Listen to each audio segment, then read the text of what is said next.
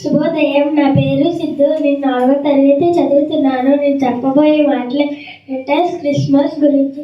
క్రైస్తవులు చేసుకునే పండుగల్లో క్రిస్మస్ అత్యంత ప్రియమైనది. లాటిన్ గ్లాస్లో క్రీస్తనగా క్రిస్మస్ అనగా ఆరాధన అంటే క్రీస్తుని ఆరాధించి ఆయనను కీర్తిస్తూ ఆనందించడమే క్రిస్మస్.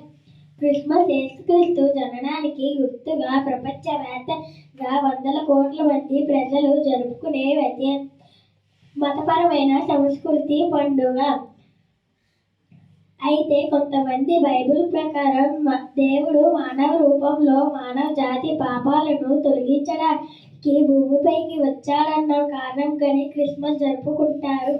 క్రిస్మస్ పండుగను ప్రతి సంవత్సరం డిసెంబర్ 25 క్రైస్తవులంతా మిక్కిలి ఆనందంతో వేడుకగా జరుపుకుంటారు.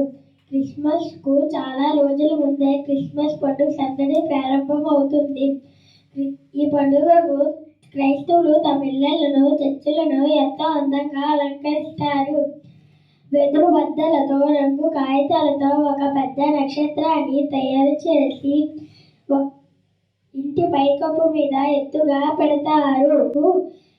చర్చిల్లో ప్రత్యేకమైన ప్రార్థనలు చేసి బంధువుల ఇళ్లకు, మిత్రుల ఇళ్లకు వెళ్ళి ప్రేమాభిమానంతో క్రిస్మస్ శుభాకాంక్షలు చెప్పుకుంటారు. ప్రతి ఇంట్లోనూ క్రిస్మస్ చెట్టుని అలంకరించడం ఒక ప్రత్యేకత.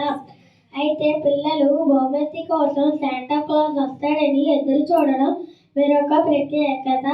ధన్యవాదాలు.